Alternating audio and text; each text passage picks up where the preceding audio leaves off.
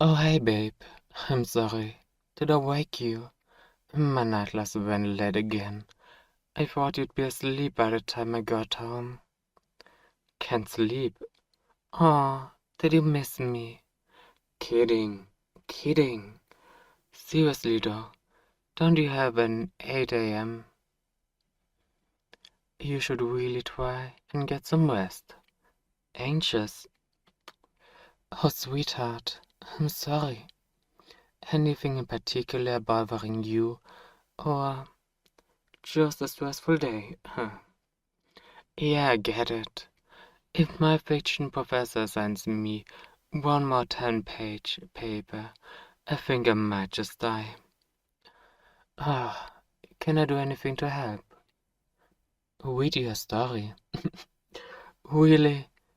Like an honest-to-God bedtime story? No, no, I'm not making fun of you. I never done that before. I think the last time someone read me a bedtime story, I was like 5 or something. You like hearing my voice, really? No, I don't think that's weird. It's really cute. Actually, I didn't know you liked it that much. Well, if you like listening to me ramble on, then I will help you relax. Sure, why not? But I'm picking the story. I do not have bad taste. That's just rude. That is what you are. Asking me to read to you and then making fun of me before I even get started. Oh, you're sorry. Yeah, I bet you're sorry. Stop. That tickles. Oh my god. Okay. You win. Alright, I promise. I will pick a good story, and I will take it most seriously. Okay, let me look something up real quick. Oh wait. And those old fairy tales you like public domain? That should be easy to find, right? Let's see, grim fairy tales. And here, no. Oh, here we go, Rapunzel. I know that one. Okay, you comfy, all tucked in. Cool. Oh, you're so cutie now. All snuggled up. Makes me want to. Meow. Still a kiss. Not a goof. I'm your boyfriend. Nice to meet you anyways. There once lived a man and his wife, who had long wished for a child, but in vain. Okay, what is up with all these fictional couples being infertile?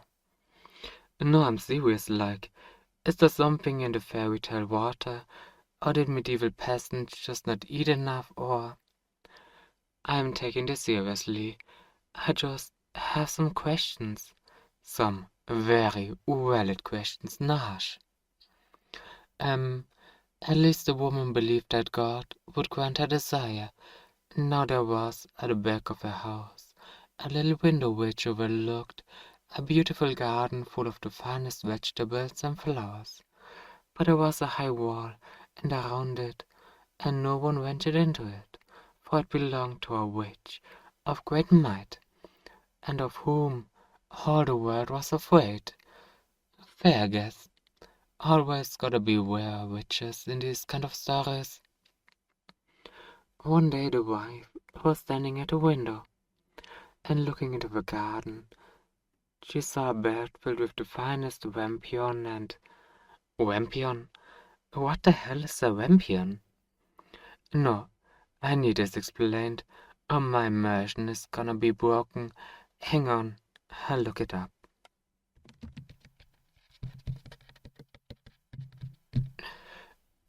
No way. Rampion, also known as Rapunzel, is a species of bellflower commonly grown for its leaves. Are you telling me this princess is named after letters? Who names their kid after letters? That's gotta be a form of abuse. Why are you laughing at me? This is serious. Imagine if I named my kid Turnip. That's what I did to her. The Grimm brothers are just like that. Oh God, and whatever nonsense is in here that Disney didn't cover. Okay, fine, I'll keep going. Just now that I heavily disapprove of the actions of this fairytale couple, Rampion, God. One day, the wife was standing at the window and looking into the garden. She saw a bed filled with the finest rampion, and it looked so fresh and green that she began to wish for some, and at length she longed for it greatly. This went on for days, and she knew she could not get the rampion. She pined away and grew pale and miserable.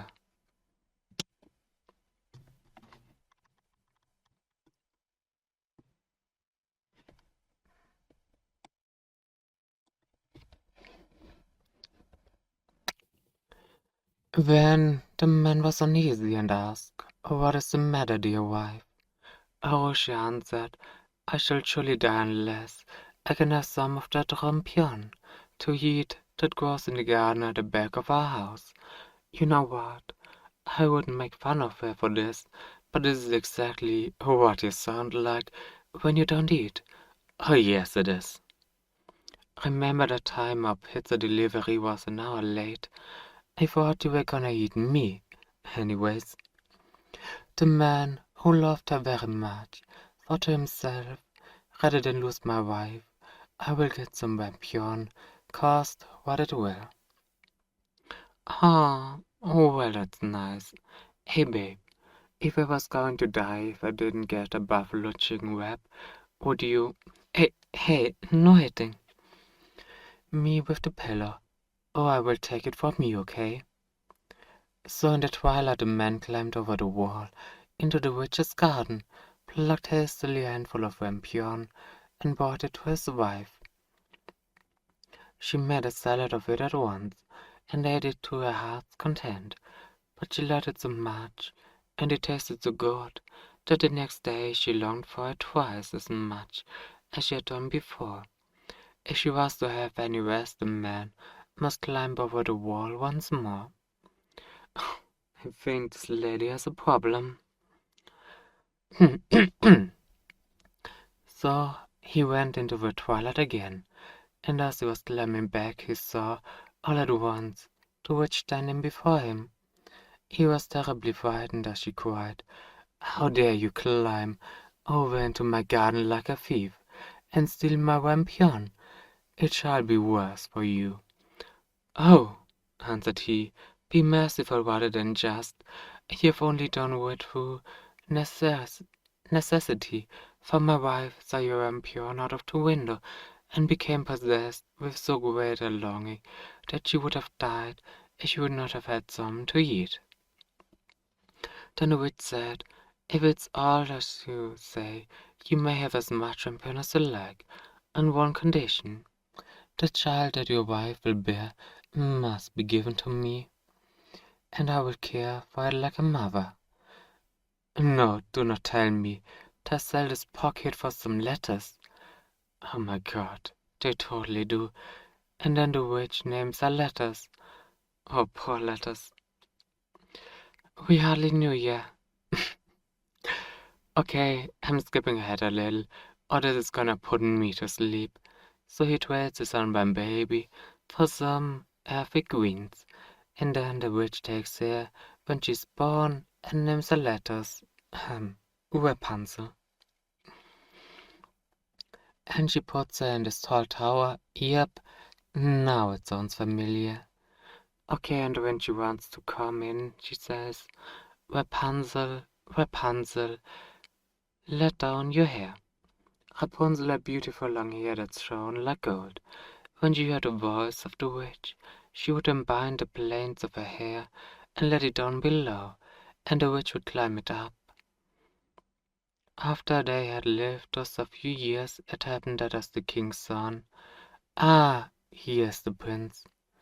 As the king's son was riding through the wood, he came to the tower, and as he drew near, he heard a voice singing so sweetly that he stood still and listened. It was Rapunzel in her loneliness, trying to pass time away the time with sweet songs. The king's son wished to go into her, and sought to find a door in the tower, but there was none. So he walked home, but the song had entered into his heart, and every day he went into the wood and listened to it. Cute or creepy, depends on your taste, I suppose. Once, as he was standing there under the tree, he saw the witch come up and listened while she called out, Rapunzel, Rapunzel, let down your hair. Then he saw how Rapunzel let down her long hair, and how the witch climbed up by it, and went into her.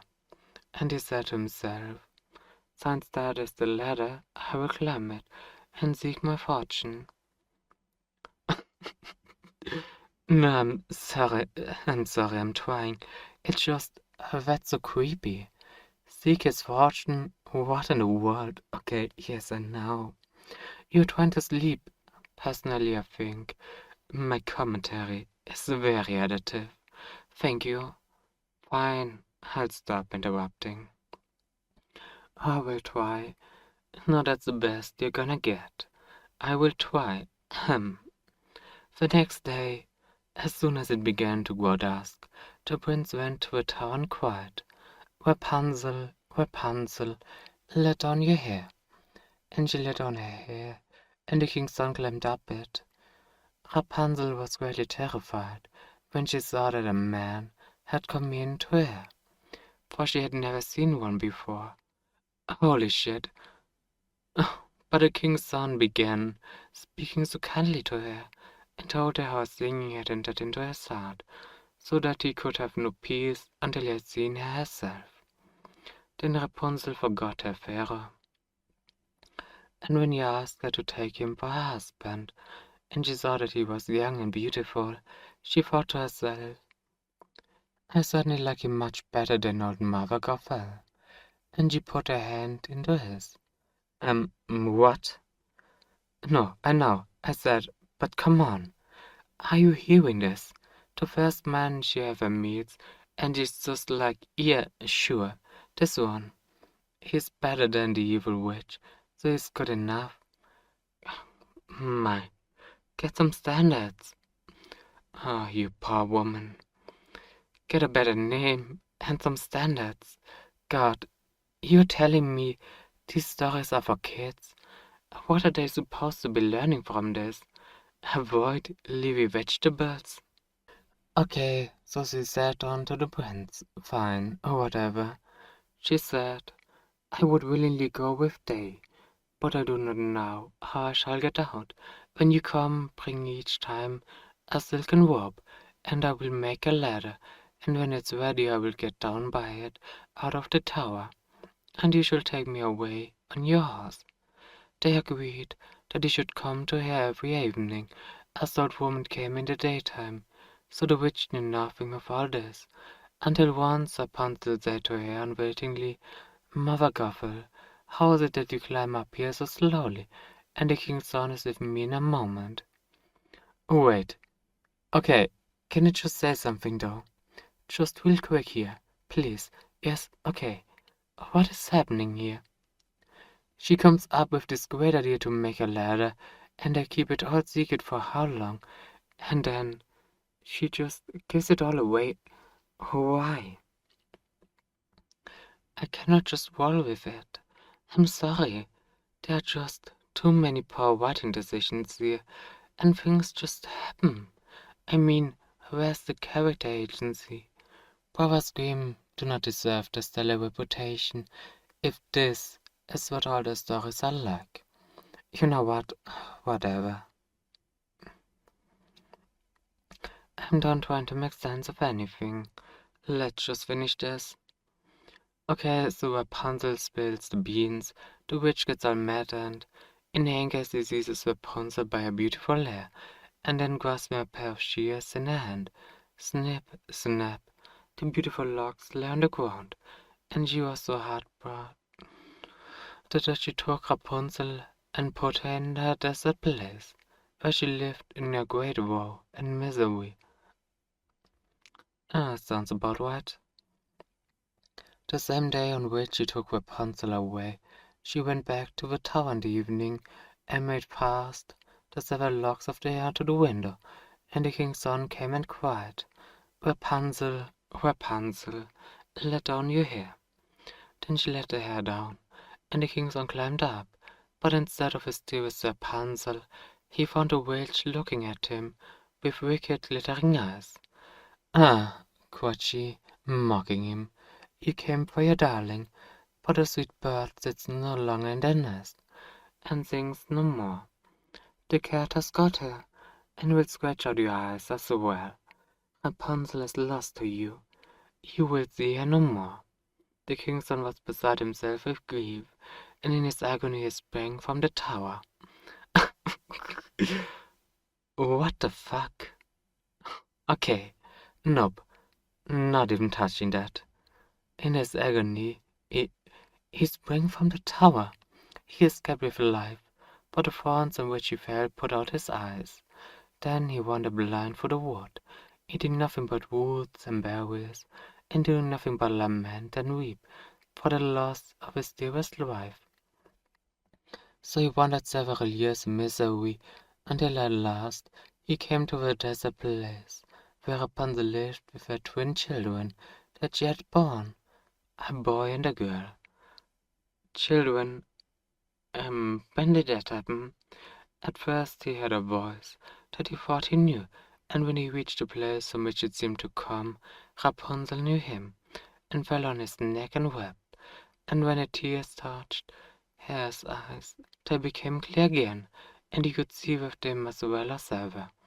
Then he took her to his kingdom, where he was received with great joy, and there they lived long and happily. Well, there you go. Happy ending. Twin terrors notwithstanding. This has been story time with your amazing boyfriend. And I do hope you've enjoyed. You're feeling any better, babe? Babe? Oh, you're asleep. Well, what do you know? I guess it did work after all.